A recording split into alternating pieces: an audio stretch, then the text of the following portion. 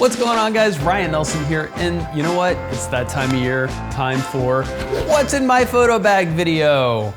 Now, I've been doing this for a long time, so I've acquired a ton of gear over the years, but I've distilled this down into the necessary items that I take with me on almost every shoot. Every shoot is different, so this varies a little bit, but these are pretty much my essentials, which I go to every photo shoot with. And just so you know everything I'm about to talk about, I do have links down below in the description. So go ahead and check them out if you're interested in what I'm talking about. But to start off, gotta go with the essential, the necessary, the camera. What am I shooting with? What am I shooting with these days, you ask? I'm still shooting with the Canon EOS R. It's been a really awesome camera. Now, despite my initial issue with this camera, which was quite infrequent of it locking up, I think I've resolved that to being a bad memory card. I've had zero issues with this camera. It's been an awesome camera. I love the tilt screen. I finally did find a use for the touch sensor, the little touch bar on the back. I've set it up to use it in studio to pull focus while I'm manual focusing on product shots. Now, I know this is like the most loved and also the most hated camera of 2019, but I still use it. It's my only stills camera. It's the first time in a long time I've been without two photo cameras. But this thing's been darn reliable, can't argue with it. Things I love about it, the flip screen has been great. Many situations that comes in handy. It's small, fits my hands beautifully. I have small hands, have you noticed that? They're kind of tiny. So what lenses do I use with this camera? I would say about 90% of the time I have the 24-70. This has been one of my favorite lenses. One of the best purchases I've ever had. My second most frequently used lens that is almost always in my photo bag, no matter wherever I go, is the Canon 70-200. This is a pretty awesome lens. I had the F4. I had the F4 for quite a while until I lost it in the river. Totally trashed the lens. But now I have this one. It's a 2.8. I like it even better. Still got something clinging around inside, but it's never faulted, so not too concerned about it. Should probably send that in and get it fixed. Said that like a year and a half ago. Haven't done it yet, but it still works. Now, the third lens that I carry with me, this one probably stays out of my bag more than it's in my bag, but I have it just in case you need a super wide angle lens, the 17-40. Now, this has been a pretty great lens. Although I don't shoot wide angle a whole lot, I have been thinking about trading this up for a 16-35. Still haven't decided if that's a great idea or not. 17-40 has been an awesome lens. First purchase, it's a fairly inexpensive L series lens, especially if you're shooting a lot of wide angle stuff. It's a good lens to have. I just don't do a lot of wide angle. Now let's move on to some camera accessories.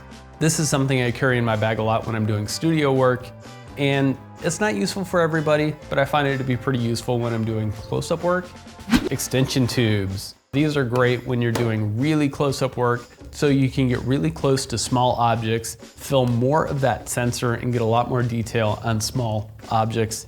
Extension tubes, inexpensive, very valuable. Now, another thing I take with me almost everywhere, in studio or location, or just for even outdoor shoots, pocket wizards. I know you might be saying, pocket wizards, that's for like studio lighting and flash photography. Now, I use these to trigger my camera. I have two sets of them, one I use for triggering flash, and the other set I use for triggering my camera. So if you head out on a hike by yourself and you find that amazing vantage point and you want that really cool shot of some person standing out on this viewpoint, giving a little bit of perspective about how big the scene is, and you're by yourself, well, with pocket wizards, now you can plug one into the camera, take the other one with you, and trigger the camera yourself. That way you can still get that really great shot and you don't have to have other people in there. Speaking of which, if you want to do that shot, you're gonna have to have, you guessed it, a tripod.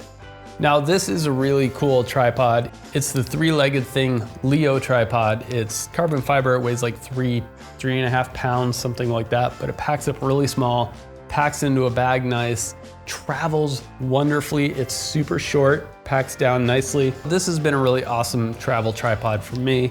Now, when I'm shooting in studio, I do use a much sturdier tripod than that, but this is a great travel tripod If you're doing a lot of studio work, get a big, heavy, sturdy studio tripod. Also, when I'm shooting in studio, I do have a pro photo lighting setup. With the price of repair on these lights, this flash tube alone is $550. I can get an Aperture 120D Mark II for $750. Like $200 more, I could have a really nice, beautiful light. The whole setup, not just a repair. As these things phase themselves out, I think I'm gonna replace with all LED consistent lights. My preference is to shoot photography with constant lights over studio strobes. That's just because I can really dial in and see what I'm gonna get before I actually take the picture. Studio strobes do have their time and place, and that's honestly probably the only reason I still have them, is because they do come in handy for me from time to time. Still weighing my options there.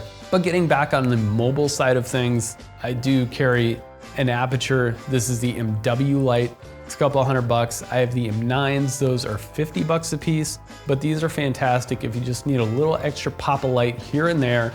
They pack away in your bag really nice and small, battery powered. I've talked about these before. I don't know what else to say about them. They're awesome. Now, something I've been using more and more lately is monopods. This particular one I haven't used yet. It just arrived, so I'm looking forward to checking it out. But this is also a carbon fiber monopod. Packs up nice and small. It's like a pound and a half, something like that. So super nice and light. Looking forward to check this out. Keep an eye out for that. Now, I'm not gonna show you my drone. I mean, it's nice and all, I love it, but honestly, I don't use my drone a lot for photography. I use it a lot more for the video side of things. Drones are a great way to go, but honestly, I don't carry my drone with me a whole lot for photography. I just don't do it. Okay, so I have all this gear, great. What do I carry it in? That again depends on the job. If I'm going somewhere where I know I'm gonna have to be mobile, I have an Atlas backpack that I take with me. It's huge, I can fit a lot of things in it, packs things very nicely, and it's also super comfortable. I did use this bag as my only bag for 2 weeks in Japan. Clothes, camera gear, everything, all fit in that one bag. Super comfortable, super portable, highly recommend it. If I don't have to carry my gear a long ways and I'm still gonna be outside, I will take my Pelican case. That keeps my gear a lot more protected. It is heavy, it's cumbersome, it's not awesome if I wanna drag it up the side of a mountain, but it's a really awesome case to keep your gear protected. And then if I have to take a little bit more gear with me, or I'm just doing things locally, doing some traveling, not going out into the elements, I'd use a Think Tank roller bag. Lots of storage in here, very versatile. I use this thing a fair amount. Enjoy all three of these. They all have their time and place. It just depends on what you're doing and what the right bag is for the situation. All right guys, well that's what's in my photo bag. These are the things that I find most useful on most of my photo shoots. If you guys want to check out anything I talked about here today, I've dropped links down below in the description, so go ahead and check those out. Let me know what you think.